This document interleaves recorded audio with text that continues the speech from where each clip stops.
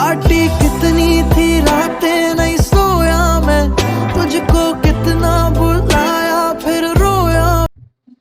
Actual గా ఈ video నేనైతే ప్లే చేద్దాం అనుకోలేదు. బట్ టు బి ఫ్రాంక్, నేను ఎప్పుడైతే యూట్యూబ్ వీడియో స్టార్ట్ చేశాను చేయటం, అసలు ఎవరు కూడా కనీసం ఒక నిమిషం 2 నిమిషాలు కూడా ఒక వీడియో బేసిక్ గా వినలేకపోతున్నారు.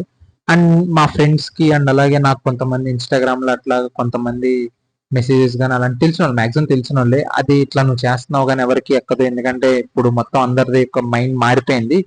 సో ఏదైనా సమ్ ఇంట్రెస్టింగ్ గా స్పైసీగా చేస్తే తప్ప ఏమన్నా ఉండదు. సో అందుకని ఫస్ట్ నేను ఈ వీడియో పెట్టాను. బట్ ఈ వీడియో కూడా నేనేం జస్ట్ స్పైస్ కోసం పెట్టలేదు. ఇప్పుడు మీరు ఏదైతే ఈ వీడియో చూసారో ఈ మేడం గారి వెనకమాల కూడా ఒక స్మాల్ స్టోరీ ఉంది. బ్యాడ్ స్టోరీ కాదు, ఒక స్మాల్ స్టోరీ ఉంది. అండ్ అలాగే ఓవరాల్ గా మన Indian total system, especially reservation system, and అలాగే మన యొక్క ఏదైతే సో కాల్డ్ ఇన్స్టిట్యూషన్స్, పెద్ద పెద్ద ఇన్స్టిట్యూషన్స్ ఏవైతే ఉన్నాయో మన ఇండియాలో, అంటే మనం గొప్పగా అంటే యూపీఎస్సీ అని లేదా స్టేట్ పీసీఎస్సీ, అంటే భవిష్యత్తు మన పాలసీ డెసిషన్ మేకర్స్, ఎందుకంటే ఐఏఎస్లు ఐపీఎస్లు లేదా గ్రూప్ 1 ఆఫీసర్స్ ఇలా ఎవరైతే ఉంటారో వాళ్ళందరూ మనకి నెక్స్ట్ జనరేషన్, మన ఫ్యూచర్ లేదా మన ఇండియా ఎలా ఉండాలి అనబోయేది వాళ్ళు డిసైడ్ చేసేవాళ్ళు అనమాట. అలాంటి ఇష్యూస్ లో, అలాంటి ఇన్స్టిట్యూషన్స్ లో, లేకపోతే రిజర్వేషన్ అన్న థింగ్స్ లో మన ఇండియా ఒక రకంగా చెప్పాలంటే చాలా తడబడుతుంది. అండ్ ఈవెన్ అది మన ఇండియాని కొన్ని వందల సంవత్సరాలు వెనక్కి లాగేయటానికి కూడా ఆస్కారం కూడా ఉంది. ఫస్ట్ అయితే ఇష్యూ ఏంటో మాట్లాడుకుందాం. ఈ మేడం గారి గురించి కూడా నేనైతే ఒక మంచి స్టోరీ చెప్తాను. బ్యాడ్ స్టోరీ అయితే కాదు, నేను మిమ్మల్ని అయితే మీకు స్పాయిలర్ అయితే ఇచ్చేస్తాను. బ్యాడ్ స్టోరీ కాదు, బట్ మేడం గారికి అండ్ అలాగే ఒక స్టోరీ అయితే ఉంది, బాగుంటుంది. అండ్ అలాగే మన ఇండియా రిలేటెడ్, అండ్ అలాగే మన ఫ్యూచర్ రిలేటెడ్. మన ఫ్యూచర్ అంటే మేబీ మీకు ఒక 30+ ఉండొచ్చు, 25+ ఉండొచ్చు, 40+ ఉండొచ్చు.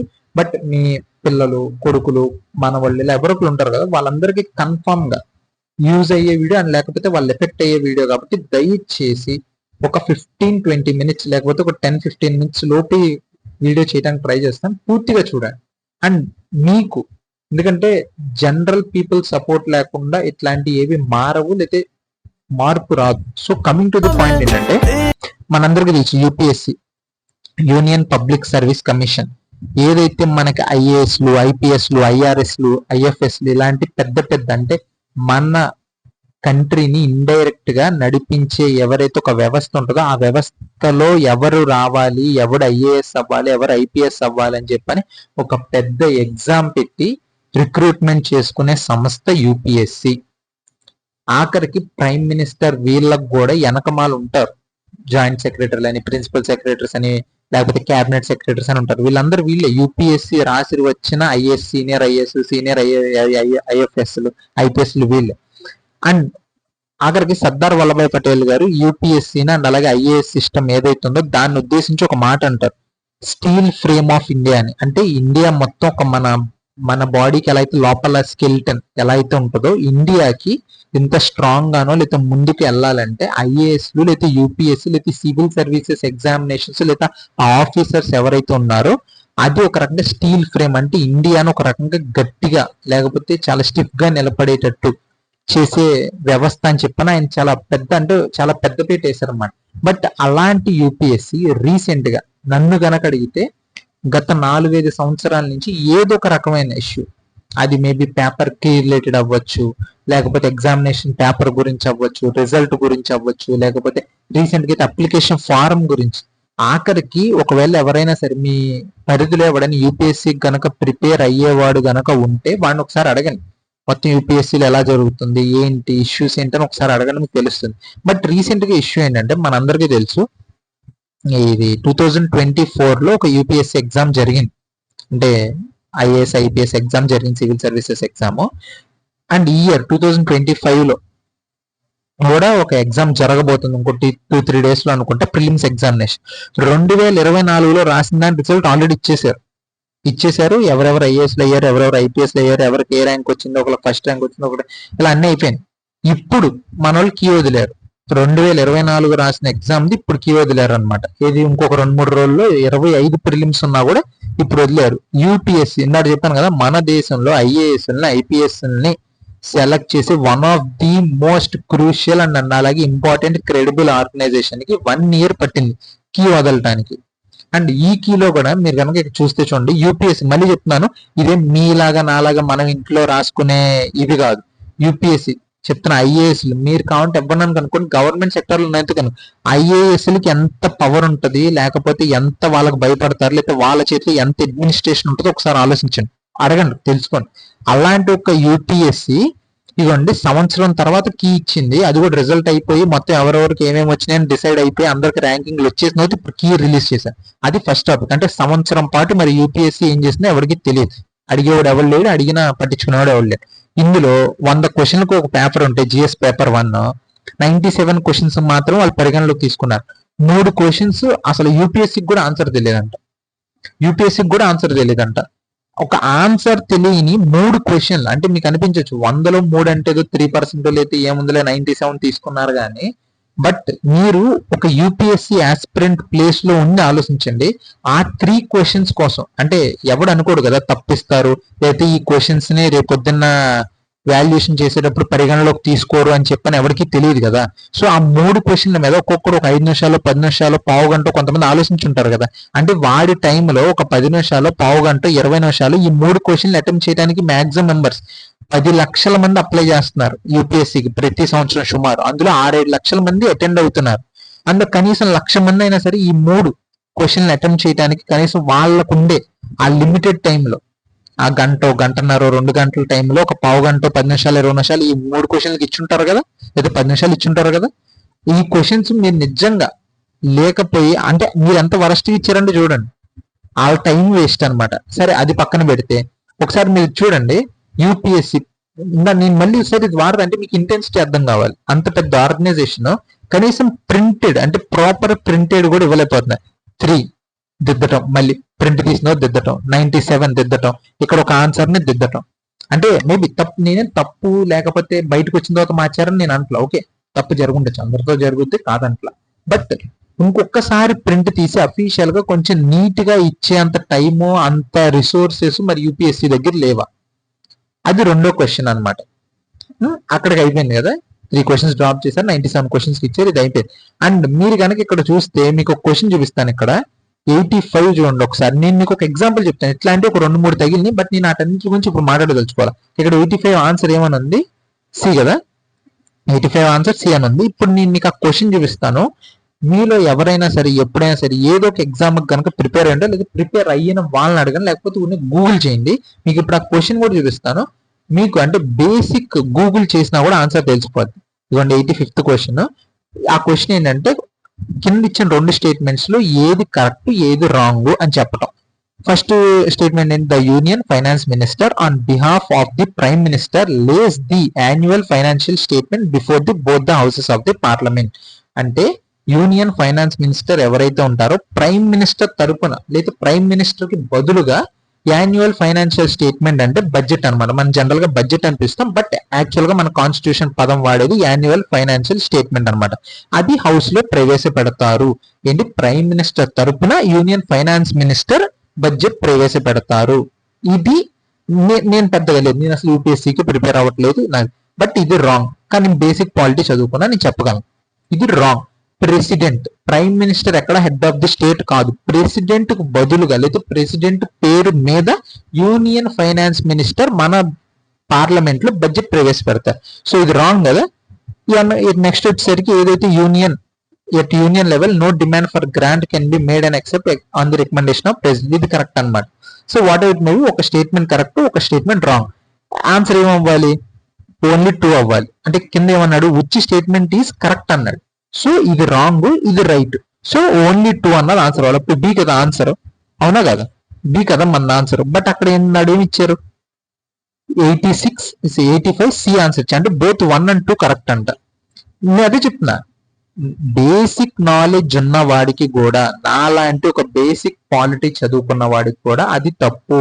ఆర్టికల్ 112 ప్రకారం, మన రాజ్యాంగంలో రాసిన ఆర్టికల్ 112 అంటే 112 ప్రకారం ఫైనాన్స్ మినిస్టర్ ప్రెసిడెంట్ తరపున, ప్రైమ్ మినిస్టర్ తరపున కాదు, ప్రెసిడెంట్ తరపున బడ్జెట్ ప్రవేశపెడతారు. I mean annual financial statement ని ప్రవేశపెడతారు. సో ఫస్ట్ స్టేట్మెంట్ అనేది రాంగ్ అని మొహం మీద తెలుస్తుంది. బట్ యూపీఎస్సి అసలు పాలిటీ లేకపోతే కాన్స్టిట్యూషన్ ని బాగా తరోగా రావాల్సిన లేదా ఫాలో అవ్వాల్సిన ఒక సంస్థ ఈ తప్పు చేశారు, లేకపోతే మరి దాని జస్టిఫికేషన్ ఏమిస్తారు నాకైతే తెలియట్లే. ఇది ఈ సిచ్యువేషన్ లో ఉన్నాం. అంటే మీరు అనొచ్చు సరే పోను ఒకటి పొరపాటు అయ్యి ఉండొచ్చు, లేకపోతే మేబీ దానికి వేరే జస్టిఫికేషన్ ఉండొచ్చు, నువ్వెక్కడ బచ్చానా కొడుకువి, అక్కడ యూపీఎస్సీ అంటే నీలాంటి తలలు తిరిగిన వాళ్ళు, బట్టతల వాళ్ళు, లేకపోతే బాగా అనుభవం ఉన్న వాళ్ళు ఎక్కువ మంది ఉంటారు అని అనుకున్నాం. కానీ 99% తప్పే, అసలు నో డౌట్ అట్ ఆల్. మీరు ఏదన్నా చెప్పండి, నో డౌట్ అట్ ఆల్. కావాలంటే మీరు ఆర్టికల్ 112 అని కొట్టుకోండి, మీకు ఇప్పుడు రికార్డ్ లో చూపించాను. నేను అక్కడ ఇచ్చిన క్వశ్చన్ పేపర్ లో క్వశ్చన్ కూడా మీకు ప్లే చేశాను, చూసుకోండి. అది తప్పు. దీని వల్ల నేను కన్ఫర్మ్ చెప్తున్నాను, ఇగోండి ఒకసారి జాగ్రత్తగా. ఎవడైనా సరే నిజంగా రైట్ ఆన్సర్ పెట్టుంటే ఆప్షన్ బి అని, వాడికి నెగిటివ్ మార్క్స్ 1/3 నెగిటివ్ మార్క్స్ అనమాట. అంటే ఫర్ సపోజ్ ఆడికి ఒక 10 మార్క్స్ వచ్చింటే ఆడికి ఇప్పుడు 9.75 వస్తాయి మార్క్స్ అంతే ఫైనల్ గా, ఫైనల్ పేపర్ లో లేదా ఫైనల్ రిజల్ట్ లో. ఎవడైతే తప్పు ఆన్సర్ పెట్టాడు చూడండి సి అని, ఇప్పుడు సి తప్పు ఆన్సరే, వాడికి 2 మార్క్స్ అదనంగా వస్తాయి. 2 మార్క్స్ 2. కాంపిటేటివ్ ఎగ్జామ్ రాసాడు ప్రతి ఒక్కడికి తెలుసు, 2 కాదు 0.15, 0.25, 0.75. అంటే 1 మార్కు కాదు, పావు మార్కు, అర మార్కులకు కూడా నీ ర్యాంక్ 100లో పక్కెళ్ళిపోద్ది, లేకపోతే నువ్వు ఉద్యోగానికి అర్హత కోల్పోతావు, లేకపోతే ఉద్యోగానికి ఒక అడుగు దూరంలో నిలిచిపోతావు. అలాంటిది రైట్ రాసిన వాడికి నెగిటివ్ 1/3 మార్కు, రాంగ్ రాసిన వాడికి 2 మార్క్స్ ప్లస్. అంటే నన్ను అంటే ఒక లిబరల్ ఎస్టిమేషన్ గనక మనం వేస్తే కన్ఫర్మ్ చెప్తున్నాను, ఇప్పుడు వచ్చిన రిజల్ట్ లో నిజంగా అర్హుడైన వాడిని, లేకపోతే నిజంగా మార్క్స్ రైట్ మార్క్స్ రాని వాడికి కన్ఫర్మ్ గా కనీసం ఒక 10 మందికి 20 మందికి అదనంగా లబ్ధి పొందింది. ఎవరైతే ఇప్పుడు ఫైనల్ ఎగ్జామ్ రాశాడు, ఒకవేళ ఈ మార్క్స్ తో మినిమం తక్కువలో తక్కువ కనీసం 10 మంది. అండ్ అలాగే అదే 10 మంది అర్హత కోల్పోయి ఉంటారు. చెప్తున్నా కదా 0.25, 0.15, 0.75, 0.50 ఈ మార్క్స్ ద్వారా కూడా నువ్వు 0.25 మార్క్స్ తో కూడా నీ ఐఏఎస్ పోద్ది, లేకపోతే నీకు వచ్చే జాబ్ పోద్ది, పోస్టింగ్ పోద్ది, లేకపోతే కట్ ఆఫ్ పోద్ది. అది అలాంటి ఒక థింగ్ లో యూపీఎస్సీ తప్పు చేసింది. అండ్ మోరోవర్ ఆ తప్పు వల్ల కొంతమంది ఎఫిషియెంట్ లేకపోతే జెన్యున్ క్రెడిబుల్ పర్సన్స్ ఒక రకంగా చెప్పాలంటే ఆ జాబ్ కి కోల్పోయారు.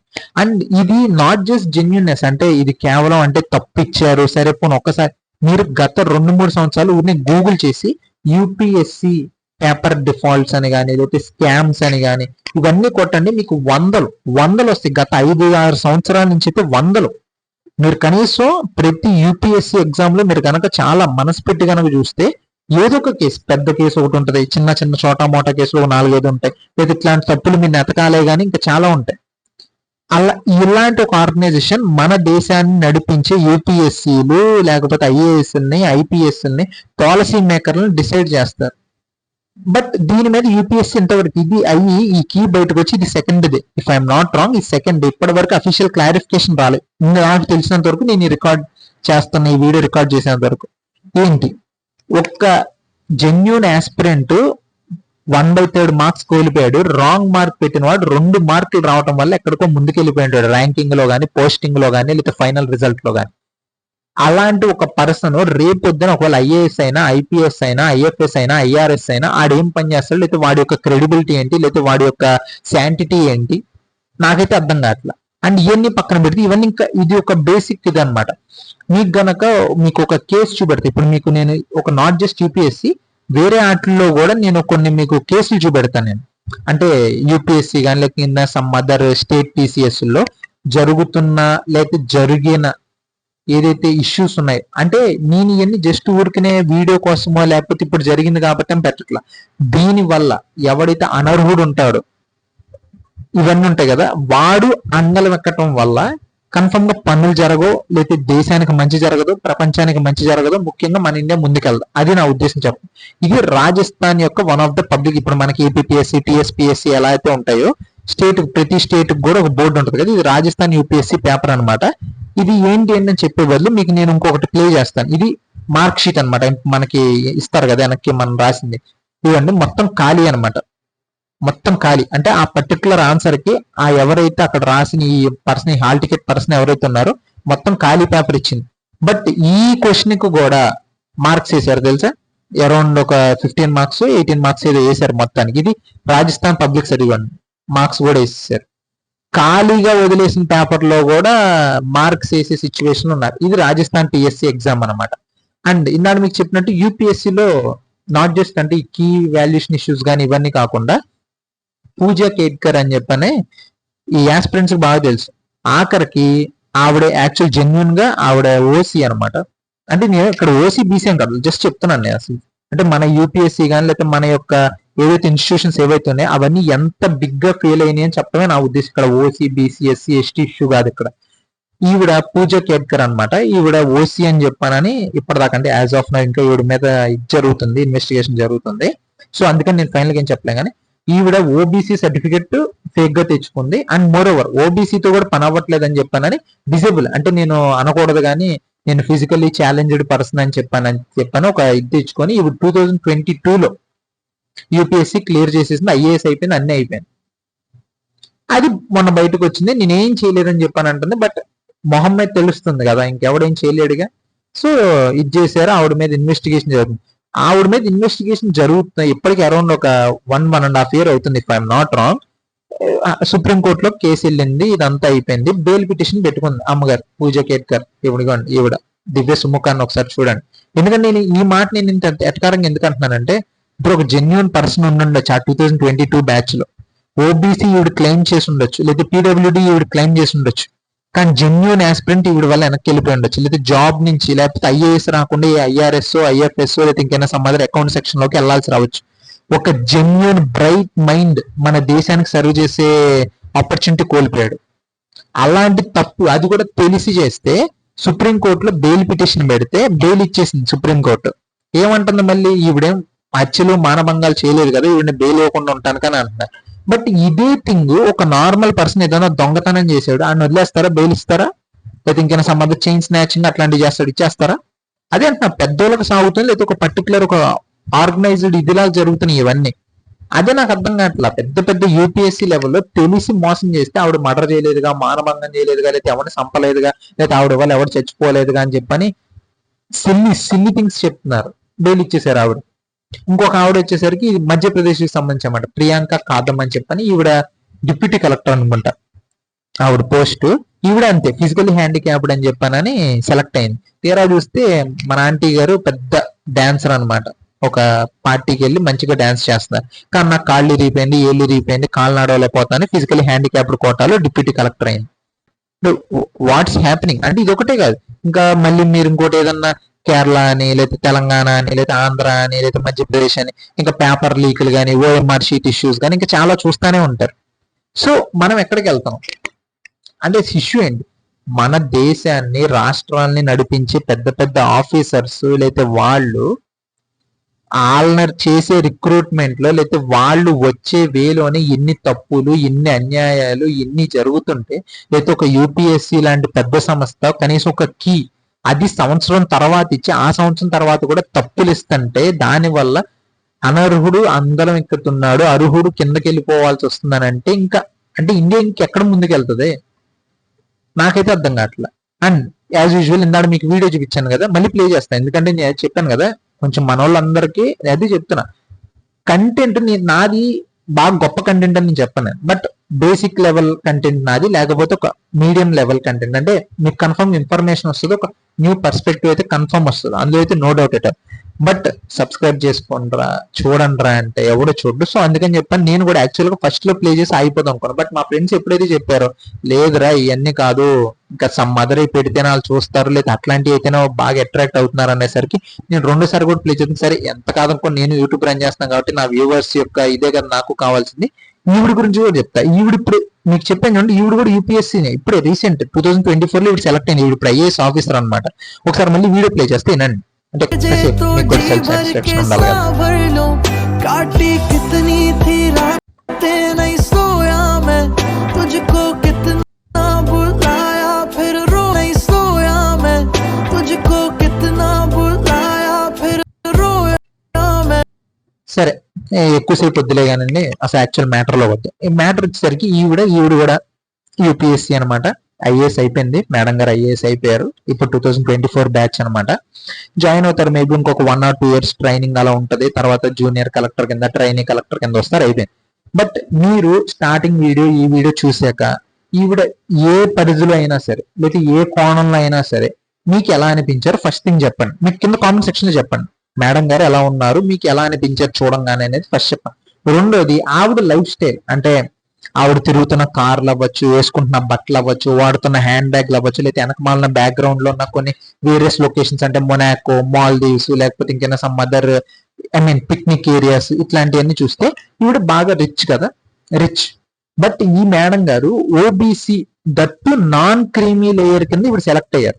అంటే ఏంటనేది కూడా మీకు చెప్తా. అండ్ ఈవిడ నాన్నగారు ఏడిఎం, రాజస్థాన్ లో ఏడిఎం, రాజస్థాన్ అనుకుంటా, subject to correction, but confirm కాదు. బట్ ఎక్కడైనా కానీ ఏడిఎం ఏంటంటే assistant are additional district magistrate, అంటే కలెక్టర్, లేకపోతే వాళ్ళ నాన్నగారు కలెక్టర్ ఆ జిల్లాకి.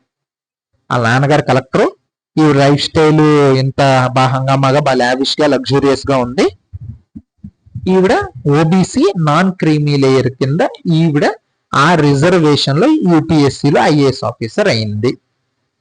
అంటే ఏంటంటే ఫస్ట్ థింగ్ వచ్చేసరికి ఓబీసీకి 2 రకాలు ఉంటాయి. ఓబీసీ అయినా సరే, నీ క్యాస్ట్ ఓబీసీ అయినా కూడా నువ్వు రిజర్వేషన్ గనక తెచ్చుకోవాలి, లేకపోతే నువ్వు అర్హుడు అవ్వాలంటే నువ్వు నాన్ క్రీమీ లేయర్ కింద ఉండాలి. నాన్ క్రీమీ లేయర్ అంటే ఏంటి? నీ సంవత్సరం ఆదాయం 8 లక్షల లోపు ఉంటే నువ్వు నాన్ క్రీమీ లేయర్ కింద వస్తావు. అంతకన్నా ఎక్కువ ఉంటే నువ్వు ఓబీసీ అయినా కూడా నువ్వు క్రీమీ లేయర్ కింద వస్తే నీకు అది వర్తించదు, రిజర్వేషన్ వర్తించదు. మీకు స్టార్టింగ్ ఒక వీడియో ప్లే చేసి కావాలంటే మళ్ళీ వెనక్కి వెళ్ళి చూడండి, ఒక 10 సెకండ్స్ బ్యాక్ అయినా సరే, లేదా స్టార్టింగ్ వీడియోలో అయినా సరే చూడండి. మేడం గారి యొక్క మెయింటెనెన్సే నెలకు వచ్చేసరికి ఒక 4-5 లక్షలు ఈజీగా ఉంటది.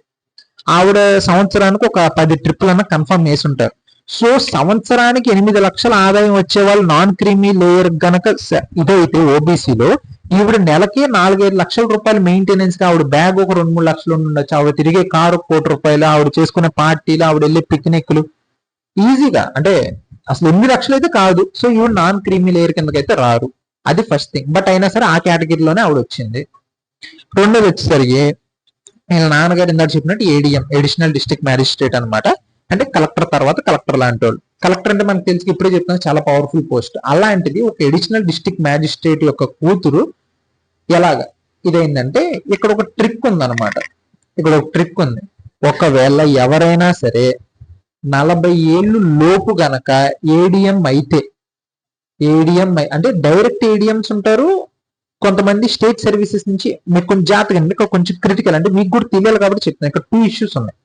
ఓకే, ఫస్ట్ వచ్చేసరికి ఏడిఎంస్, కలెక్టర్స్, లేకపోతే జాయింట్ కలెక్టర్స్, ఇట్లాంటి వాళ్ళు 2 రకాలుగా అవుతారు. ఒకటి డైరెక్ట్ యూపీఎస్సీ రాస్తే అవుతారు. రెండోది వచ్చేసరికి గ్రూప్ 2, గ్రూప్ 1, గ్రూప్ 2 సర్వీసెస్ ఉంటాయి, అంటే స్టేట్ లెవెల్ సర్వీసెస్ అంటారు. వాటిని కనుక వాళ్ళు కొంచెం బాగా ఎక్సెప్షనల్ గా పెర్ఫార్మ్ చేశారంటే కన్ఫర్డ్ ఐఏఎస్ అట్లాంటివి ఇస్తారనమాట. అంటే వాళ్ళు కూడా ఈక్వల్ టు ఐఏఎస్ ఇస్తారు. వాళ్ళని కూడా ఏడిఎంస్ కింద, జేసీల కింద, వాటి కింద పెట్టుకుంటారు. సో వీళ్ళ నాన్నగారు ఏడిఎం అనమాట. ఒకవేళ ఎవరైనా కలెక్టర్, డైరెక్ట్ కలెక్టర్ గనక రిక్రూట్మెంట్ నుంచి గనక వస్తే వాళ్ళ కొడుకులు, కూతుర్లు ఓబీసీ అయినా కూడా వాళ్ళకి రిజర్వేషన్ వర్తించదు. క్లియర్. బట్ ఒకవేళ వాళ్ళు ఇట్లా ప్రమోషన్ మీద గనక వస్తే, వాళ్ళ ఏజ్ 40 ఏళ్ల లోపు గనక వాళ్ళ ప్రమోషన్ గనక వచ్చుంటే వాళ్ళ బిడ్డలు అర్హులు కాదు. 40 ఏళ్ళ తర్వాత వస్తే మళ్ళీ అర్హులు. ఓకే రైట్, అర్థమైందా?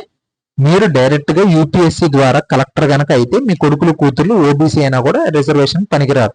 బట్ నేను ఇందాక గ్రూప్, అదే స్టేట్ లెవెల్ సర్వీసెస్ నుంచి కూడా ఐఏఎస్ అవ్వచ్చు అని చెప్పాను కదా. అలాగా ఒకవేళ ఎవడైనా ఒక పర్సన్ ఉన్నాడు, స్టేట్ లెవెల్ సర్వీస్ లో ఉన్నాడు, వాడికి 40 ఏళ్ళు లోపే వాడు ఐఏఎస్ అయిపోయాడు అనుకోండి, స్టేట్ లెవెల్ సర్వీసెస్ నుంచే వాడు ఐఏఎస్ అయితే వాళ్ళ పిల్లలకి రాదు, వాడికి వాళ్ళ పిల్లలకి రాదు. 40, వాడి ఏజ్ 40 లోపు వస్తే.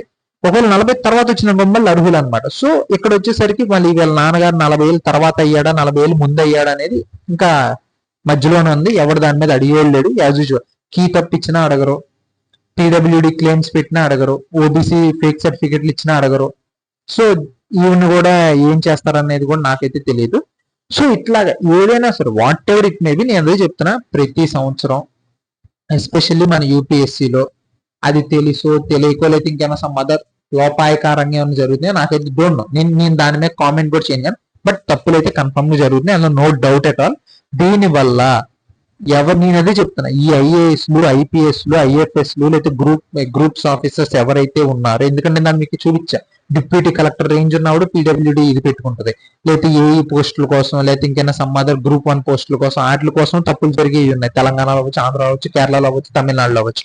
వీటి వల్ల ఒకవేళ ఎవడైనా సరే నిజంగానే ఉన్నాడు, చేశాడు అని అనుకుంటే, అలా తప్పుడు దారిలోనో లేకపోతే నిజంగా ఎఫర్ట్ పెట్టకుండానో వచ్చుంటే లేకపోతే వస్తే, వాడు దేశానికి కానీ ప్రపంచ రాష్ట్రానికి కానీ వాడు ఏం ఉపయోగపడతాడు? అండ్ దట్టు వాడి దగ్గర క్రెడిబిలిటీ లేదు, శాంటిటీ లేదు, వాడు దేనికి ఉపయోగపడతాడు మరి నాకైతే అర్థం కాదు. అండ్ ఇవన్నీ పక్కన పెడితే, ఇది మన వ్యవస్థలో లేకపోతే మన ఏదైతే రిక్రూట్మెంట్ ఆర్గనైజేషన్స్ లో జరుగుతున్న కొన్ని తప్పులు, లేకపోతే పెద్ద తప్పులు, చిన్న తప్పులు, లేదా పొరపాట్లు. ఎందుకంటే ఒప్పుకోదు, ఇప్పుడు నేను యూపీఎస్సీలో నాలాంటి ఒక బేసిక్ లెవెల్ పర్సనే చెప్తున్నాడు ఆ క్వశ్చన్ తప్పు, దానివల్ల 2 మార్కులు తప్పు పెట్టిన వాళ్ళకి వచ్చినాయి, దానివల్ల ఒక 10-20 మంది ఈజీగా నష్టపోయి ఉంటారని చెప్తున్నాను నేను. But UPSC as usual answer చెప్పదు. యూపీఎస్సీ డైరెక్ట్ గా క్యాండిడేట్స్ తో కానీ జనాలతో కానీ ఎక్కువ ఇంటరాక్ట్ అవ్వరు. బట్ వీళ్ళు జనాల కోసం, వీళ్ళు రిక్రూట్మెంట్ చేసుకుంటున్న ఐఏఎస్లు, ఐపీఎస్లు, ఐఎఫ్ఎస్లు, ఐఆర్ఎస్లు, గ్రూప్స్ ఆఫీసర్లు మన మీద రాజ్యాలు వెళ్తారు, లేకపోతే మనం ఎలా ఉండాలి అనే దాని గురించి వాళ్ళు అక్కడ కూర్చొని పాలసీ డిసైడ్ చేస్తారు. మన ఆంధ్ర ఇటు వెళ్ళిపోవాలి, లేకపోతే మన ఇండియా ఇటు వెళ్ళిపోవాలి, మన జార్ఖండ్ అటు వెళ్ళిపోవాలి, మన తెలంగాణ ఇటు వెళ్ళిపోవాలని. కానీ వీళ్ళకి ఎలా వస్తున్నారు, ఎందుకు వస్తున్నారు, వాళ్ళు అసలు క్రెడిబుల్ గానే వస్తున్నారు అనేది ఎవరికి అనవస్తుంది. అది ఫస్ట్ థింగ్. అయితే రిజర్వేషన్, ఇది one of the worst topic అనమాట. అండ్ దానిలోకి వెళ్లే ముందు నేను ఇంకొక చిన్న పాయింట్ అయితే యాడ్ చేద్దాం అనుకుంటున్నాను. ఏదైతే ఆ పూజా కేట్కర్ గానీ, లేకపోతే ఆ రాజస్థాన్ పబ్లిక్ సర్వీస్ కమిషన్ గానీ, లేకపోతే మధ్యప్రదేశ్ లో డిప్యూటీ కలెక్టర్ గారు ఎవరైతే డాన్స్ చేస్తా కనపడిన ఆంటీ గారు కానీ, ఎవరైనా సరే వీళ్ళందరూ ఆల్రెడీ గట్టెక్కిపోయారు. ఒక 2-3 సంవత్సరాలు, 4 సంవత్సరాల నుంచి, లేదా 10 సంవత్సరాల నుంచి, ఎప్పటి నుంచి అవుతుందో నాకైతే తెలియదు. ప్రతిోడు ఇట్లా ఫేక్ సర్టిఫికేట్లు లేదా ఫేక్ ఇవన్నీ పెట్టుకొని బాగానే ముందుకెళ్ళిపోయాడు. అందరూ బాగానే, దొరికినోడు దొంగ, దొరకనోడు దొర అయిపోయాడు, బాగానే ఉంది. బట్ దీని వల్ల ఇప్పటి నుంచి ఎవడైతే నిజంగా పీడబ్ల్యూడి అయితే ఎవడైతే నిజంగా ఓబీసీ ఉన్నాడో వాడు ఇప్పుడు ప్రూవ్ చేసుకోవడానికి వస్తున్నారు. మీరు రీసెంట్ గా యూపీఎస్సీ ఏదైతే సివిల్ సర్వీసెస్ ఎగ్జామినేషన్ ఏదైతే మన అప్లికేషన్ ఫారం ఉందో, అప్లికేషన్ ఫారం నింపితే ఒక 10 మార్కులు ఎక్కువ ఇవ్వాలి. మొత్తం క్యాండిడేట్స్ ఎవరైతే ఉన్నారో ఆ క్యాండిడేట్స్ అప్లికేషన్ ఫిల్ చేసి అక్కడ దాకా వచ్చినందుకు వాళ్ళకు కనీసం ఒక 5-10 మార్కులు ఈజీగా ఫ్రీగా ఇవ్వాలి. యూపీఎస్సీ అంత కష్టంగా ఇచ్చారు. ఏంటంటే ఇట్లాంటి కేసెస్ వస్తున్నాయి. ఓ పక్కన ఎవరికాడు డిజబిలిటీ అనేస్తున్నాడు అని చెప్పని ఆడ అనకూడదు. కానీ రేపు కుంటోడు నిజంగా కుంటుకుంటా వచ్చినా కూడా అనకూడదు. కానీ ఐఎమ్ సారీ, ఆయన కూడా నువ్వు కుంటోడు వేనా అడిగి చెప్పని అడుగుతారు ఇప్పుడు యూపీఎస్సీలో. ఎందుకంటే అలా చేస్తున్నారు. ఎవడు ఫేక్ ఇస్తున్నాడు, ఎవడు రియాలిటీ ఇస్తున్నారో తెలియదు. దీనివల్ల జెన్యున్ గా ఉండేవాడు కూడా సఫర్ అవుతున్నాడు. బట్ దీని మీద ఏమైనా పర్టికులర్ స్టాండ్స్ తీసుకుంటారా అంటే ఎవరికి తెలియదు, ఎవడేం చెప్పలేకపోతున్నాడు, అది అలాగే అయిపోతాను. అండ్ నెక్స్ట్ వచ్చరికి నాకు మీకు చెప్పింది చూడండి, రిజర్వేషన్. నేను రిజర్వేషన్ కి అగైనెస్ట్ కానీ ముందే చెప్తున్నాను. ఒకవేళ ఇక్కడ దాకా ఎవరన్నా కనుక వీడియో చూస్తే నేను హంబుల్లీ చెప్తున్నాను, నేను రిజర్వేషన్ కి అగైనెస్ట్ కాదు. బట్ రిజర్వేషన్ యొక్క పర్పస్ లేదా రిజర్వేషన్ యొక్క మెయిన్ మోటో ఏదైతే ఉందో దాన్ని అయితే మన ఇండియాలో కంప్లీట్ గా సైడ్ ట్రాక్ పట్టించారు. నేను మీకు చెప్పాను చూడండి, ఒక పక్కన డైరెక్ట్ గా ఆర్గనైజేషన్స్ తప్పు చేస్తున్నాయి, దానివల్ల జనాలు నష్టపోతున్నారు. ఎదవ అందలో ఎక్కుతున్నాడు, వాడు వచ్చి ఐఏఎస్లు, ఐపీఎస్లు, ఐఎఫ్ఎస్లు అవుతున్నారు. ఆడు మొత్తం ఏదో a drop of poison can make a glass of water poison అంటారు. ఒక్క చుక్క విషం చాలు మొత్తం గ్లాస్ లేకపోతే బిందు నీళ్ళు మొత్తం విషం చేయడానికి. అట్లా అందరు చేసేస్తున్నారు. దానివల్ల వ్యవస్థ నాశనం అయిపోయింది. ఇవన్నీ పక్కన పెడితే రిజర్వేషన్ యాక్చువల్ గా అంబేద్కర్ గారు కానీ, లేకపోతే అప్పుడున్న ఎవరైతే రాజ్యాంగ నిర్మాతలు, లేకపోతే రాజ్యాంగ నిర్మాణంలో ఎంతో కొంత వాళ్ళ యొక్క పాత్ర పోషించిన వాళ్ళు ఎవరైతే ఉన్నారో, ఈ రిజర్వేషన్ ఎందుకు పెట్టారంటే ఎవరైతే దిగువ స్థాయిలో లేకపోతే అప్పుడు కొంచెం దాన్ని ఏమంటారు అట్టడుగు వర్గాలు ఎవరైతే ఉన్నారో వాళ్ళ యొక్క అభ్యున్నతి కోసం, లేకపోతే వాళ్ళు కూడా పైకి రావాలి, సమాజంలో వేరే కుల మతాలకి సమానంగా, లేకపోతే అందరికి ఈక్వల్ రైట్స్ కావాలి, ఈక్వల్ ఆపర్చునిటీస్ కావాలి, ఈక్వల్ దాన్ని ఏమంటారు రైట్స్ కావాలి అని చెప్పానని అది పెట్టారు. యాక్చువల్ రిజర్వేషన్ కాన్సెప్ట్ అదే. అండ్ ఈవెన్ కొన్ని నేను as a polity student, I mean basic polity అనమాట, నేను పెద్ద మాస్టర్ కాదు, బట్ నాకు తెలిసి ఏంటంటే ఎవరైతే నిజంగా వెనకబడి ఉంటారో వాళ్ళ కోసమే రాజ్యాంగం రాష్ట్రాలను కానీ దేశాలను కానీ పథకాలు కానీ స్కీమ్స్ కానీ రిజర్వేషన్ కానీ ఇమ్మని చెప్పుద్ది. అది ఒక బేసిక్ థింగ్ అనమాట. బట్ మన ఇండియాలో రిజర్వేషన్ ఏంటంటే అసలు రిజర్వేషన్ అన్న కాన్సెప్ట్ శాంతం పక్కదారి పడిపోయింది.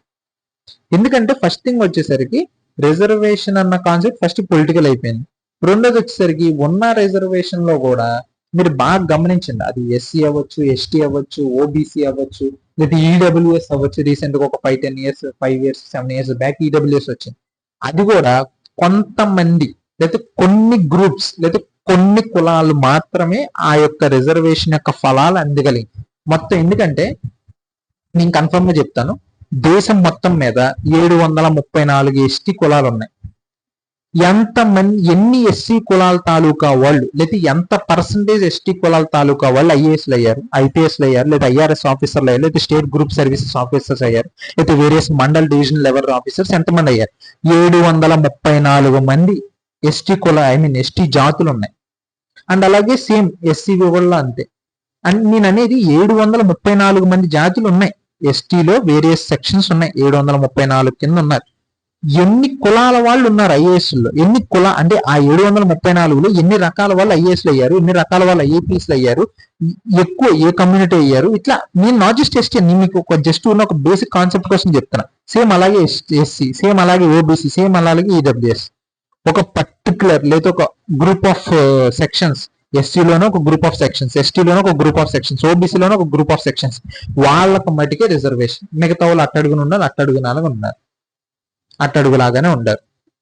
అండ్ ఈ ఫేక్ సర్టిఫికెట్లు ఎటు ఉన్నాయి. పూజా కేట్కర్ లాంటి వాళ్ళు, లేకపోతే ఇందాక చూపించిన ఎవరైతే ఒక ఇన్ఫ్లుయెన్సర్ లాగా మీకు ఒక వీడియో ప్లే చేస్తుండే పూర్వ చౌదరి గారు కానీ, ఇట్లా ప్రతి వాళ్ళు ఫేక్ నాన్ క్రీమీ లేయర్ అని చెప్పని పెట్టుకోవడం, ఓబీసీ అని చెప్పని పెట్టుకోవడం, ఇట్లాంటి వాళ్ళు అదనం అనమాట దీనికి. అసలు ఇదే వరస్ట్ అనుకుంటే, రిజర్వేషన్ దాన్ని యాక్చువల్ మోటోని సైడ్ ట్రాక్ పట్టిస్తున్నారు అనుకుంటే, రీసెంట్ గా మన ఇండియాలో ఒక వరస్ట్ అనమాట. ఇంకా అయ్యే వరస్ట్ అన్న మాట కూడా ఇంకా చాలా ఇదనమాట, ప్రైవేట్ రిజర్వేషన్స్. ఇంకా దానికి నాకు ఇంకా చెప్పడానికి మాటలు కూడా లేవు. ప్రైవేట్ రిజర్వేషన్స్ ఏంటంటే, ప్రైవేట్ కంపెనీస్ ఉంటాయి కదా, ప్రైవేట్ ఏదైనా అవ్వచ్చు, చిన్న కాడి నుంచి పెద్ద వరకు, గూగుల్, మైక్రోసాఫ్ట్, లేకపోతే టాటా, లేకపోతే రిలయన్స్, ఇట్లా ఏదైనా సరే వాటిలో కూడా రిజర్వేషన్ అంట. అసలు ఈ కాన్సెప్ట్ ఎవడైతే చెప్పాడో, నేను టు బి ఫ్రాంక్ చెప్తున్నాను, చేతకాన్ నా కొడుకులు ఎవడైతే ఉన్నాడు, పాలిటిక్స్ నిజంగా చేయటం రానోడు, నేను నిజం చెప్తాను. ఎందుకంటే ఈ మాటని చాలా పార్టీలు చెప్పినాయి. బీహార్లో ఒక పార్టీ చెప్పింది, కేరళలో పార్టీ చెప్పింది, లేదా తమిళనాడులో పార్టీ చెప్పింది, లేదా కర్ణాటకలో, ఇలా డైరెక్ట్లీ ఇండైరెక్ట్లీ చిన్నోళ్ళు పెద్దోళ్ళు ప్రతిోడు చెప్పాడు. సో నేనే ఒక పర్టికులర్ పార్టీ గురించి మాట్లాడాల. బట్ ఈ ప్రైవేట్ రిజర్వేషన్ అన్నది కన్ఫర్మ్ గా మన ఇండియాలో దాని ఉంటారు కొంచెం బాగా సునామీ సృష్టించే టాపిక్ లాగానే భవిష్యత్తులో అవబోతున్నా, రాసి పెట్టుకోండి. ఒకవేళ ఈ ప్రైవేట్ సెక్షన్ రిజర్వేషన్ గనక ఒకవేళ నిజంగా పెడితే, లేదా అమల్లోకి వస్తే, లేదా అమల కోసం అందరు ట్రై చేస్తే, కన్ఫర్మ్ చెప్తున్నాను, రానున్న 1000 సంవత్సరాలు మన దేశం వెనక్కే ఉంటది. At the same time China బాగా ముందుకెళ్తుంది. ఇది రాసి పెట్టుకోండి. ఎందుకంటే నేను ఈ మాట ఎందుకు అంటున్నానంటే, ఇప్పుడు మీరు యాజ్ అన్ అంటే పొలిటీషియన్స్ కానీ లేదా జనాలు కానీ ఎవరైనా సరే ఒక బేసిక్ ఇది మర్చిపోతున్నారు. ఇప్పుడు ఎవరైనా సరే ప్రైవేట్ సెక్షన్ రిజర్వేషన్ అవ్వచ్చు, లేదా ఇంకైనా సమ్ మదర్ అవ్వచ్చు, ఉన్న దాంట్లో ఇప్పుడు నా దగ్గర ఒక చపాతీ ఉందనుకోండి, మీకు చెప్తున్నా, ఉన్న చపాతీని ఇప్పటిదాకా అనుకుందాం ఒక 10 మందికి ఇచ్చావు, ఇప్పుడు దాన్ని 20 మందికి ఇస్తానంటున్నావు. నువ్వు 20 మందికి ఇవ్వు, ఆ ఏదైతే చపాతీ ఉందో 20 ఇచ్చేసి నువ్వు ఇవ్వు.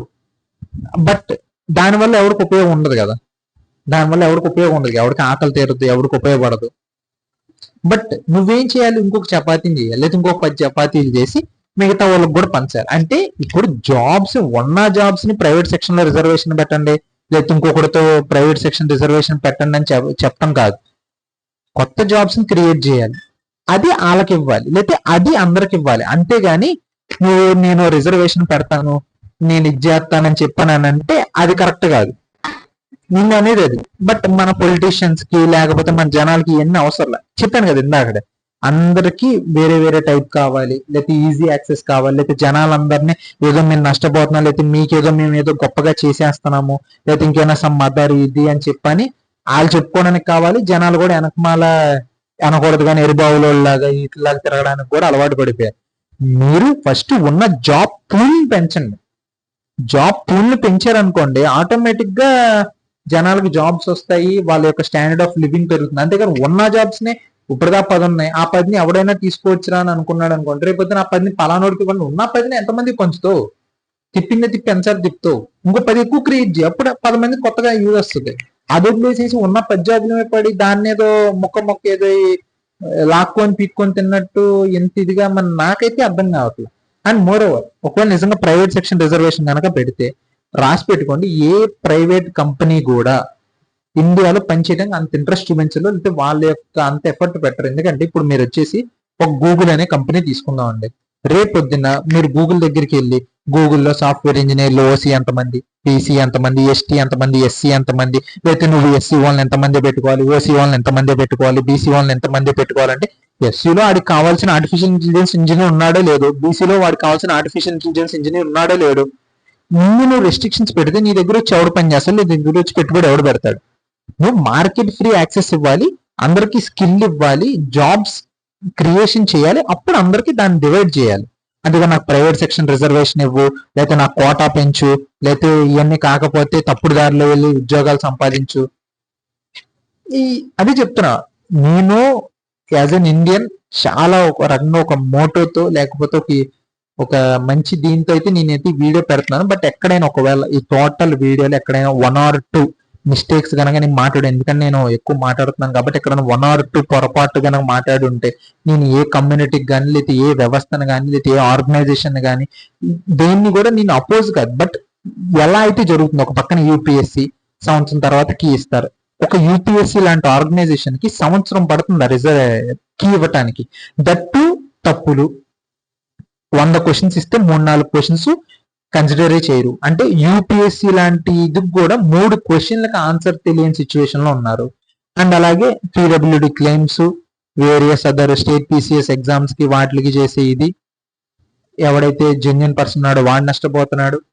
అండ్ అలాగే వీటన్నిటితో రిజర్వేషన్ లో అది తప్పని నేను చెప్పట్లేదు, but way of implementing it, లేదా దాన్ని ఎలా అయితే పొలిటిసైజ్ చేస్తున్నారు, ఉన్న మొక్క కోసమే 10 మందికి పంచుతాను ఎవడైతే అనర్భంగా ఆర్భాటాలు మాట్లాడుతున్నారు, జాబ్స్ పెంచి ఇవ్వండి, ఉన్న జాబ్స్ ను మొక్కలు చేయడంలో ఉపయోగం లేదు. మరోవర్ దానివల్ల దాన్ని ఏమంటారు, వాళ్ళ యొక్క ఎఫిషియన్సీ కానీ లేకపోతే వాళ్ళకి కావాల్సిన ప్రొడక్టివిటీ కానీ రాదు. సో ఇప్పటికైనా సరే మన యూపీఎస్సీ అవ్వచ్చు, లేకపోతే మన పొలిటీషియన్స్ అవ్వచ్చు, మన ప్రైవేట్ సెక్టర్ అవ్వచ్చు, ఎందుకంటే ఇట్లా అన్నిటిలో ఉన్నారు, నువ్వు ముందు స్కిల్ ఇవ్వాలి. బీటెక్ చదువుకున్న వాళ్ళు 100 మంది ఉన్నారు. ఏదైనా కంపెనీ అంటే ఒక స్కిల్ సెంటర్ పెట్టి వాళ్ళకి ఆర్టిఫిషియల్ ఇంటెలిజెన్స్ స్కిల్ ఇవ్వండి, లేకపోతే మెషిన్ లెర్నింగ్ స్కిల్ ఇవ్వండి. పొలిటీషియన్స్ దానికోసం ఫార్ములాస్ తయారు చేయాలి, దానికోసం పాలసీస్ రెడీ చేయాలి. అండ్ అలాగే ఏవైతే యూపీఎస్సీలు కానీ, ఏపీపీఎస్సీలు కానీ, టీఎస్పీఎస్సీలు కానీ, లేకపోతే మధ్యప్రదేశ్ కానీ, రాజస్థాన్ అక్కడ ఉన్న వేరియస్ పబ్లిక్ సర్వీస్ కమిషన్స్ ఏవైతే ఉన్నాయో ఇట్లాంటి తప్పులు జరగకుండా, లేకపోతే ఇట్లాంటి ఇష్యూస్ మళ్ళీ రిపీట్ అవ్వకుండా నిజంగా ఎవడైతే యాస్పిరెంట్ ఎవడైతే ఉన్నాడు జెన్యున్ యాస్పిరెంట్ వాడు నిజంగా ముందుకు వస్తే వాడు దేశానికో రాష్ట్రానికో మంచి చేయడానికి ట్రై చేస్తారు. దానికి తగ్గట్టు పాలసీస్ వస్తే దానివల్ల జనాల యొక్క జీవితం ఇండైరెక్ట్ గా కానీ డైరెక్ట్ గా ఇంపాక్ట్ అవుతుంది. ఇట్లాంటి ఫేక్ సర్టిఫికెట్లు పెట్టి, లేకపోతే ఇన్స్టాగ్రామ్ ఇన్ఫ్లుయెన్సర్లు, లేకపోతే యూట్యూబ్ హీరోయిన్లు, లేకపోతే హీరో ఆటలు కల్చర్ ఉన్న వాళ్ళు వచ్చి ఇప్పుడు ఐఏఎస్ దగ్గర కూర్చుంటానంటే వాళ్ళు టు బి ఫ్రాంక్ చెప్పాలంటే వాళ్ళు చేయలేరు. So somewhere we have to think about reservation. అది ఎక్కడైనా సరే ఎలా అయినా సరే రిజర్వేషన్ గురించి ఆలోచించాలి. అండ్ అలాగే రిజర్వేషన్ కూడా చాలా లూప్ హోల్స్ ఉండబట్టి ఇప్పుడు ఇట్లాంటి వాళ్ళు ఉపయోగించుకుంటున్నారు. అండ్ ఇట్లాంటి వాళ్ళు చేసే దాని వల్ల కొంతమంది నిజమైన జెన్యున్ ఆస్పిరెంట్స్ సఫర్ అవుతున్నారు, కొంతమంది జెన్యున్ ఆస్పిరెంట్స్ వెనకమాలు ఉండిపోతున్నారు. అండ్ ఈ ప్రైవేట్ సెక్షన్ రిజర్వేషన్స్ లాంటివి కూడా కొంచెం మనం ఆలోచించాల్సిన ఇది ఉంది. అండ్ వీటన్నిటి మీద మీరేమనుకుంటున్నారు నాకైతే కింద కామెంట్ సెక్షన్ లో అయితే తెలియజేయండి. ఎందుకంటే ఇది చాలా ఇంపార్టెంట్ టాపిక్, ఇది అందరూ కన్ఫర్మ్ గా డిస్కస్ చేయాల్సిన టాపిక్. ఎందుకంటే రానున్న 5-10 years మన ఇండియా యొక్క భవిష్యత్తు దీని మీద ఉంది. మనం ఈ సంఖ్యలను తెంచుకొని ముందుకెళ్తామా లేదా ఇక్కడే అయిపోతాం అనేది దీని మీద డిపెండ్ అవుతుంది. So thank you for watching. ఈ వీడియో కనుక మీకు నచ్చినట్లయితే లైక్ చేయండి, మీ ఫ్రెండ్స్ అండ్ ఫ్యామిలీకి షేర్ చేయండి, అండ్ అలాగే subscribe to my channel. Thank you.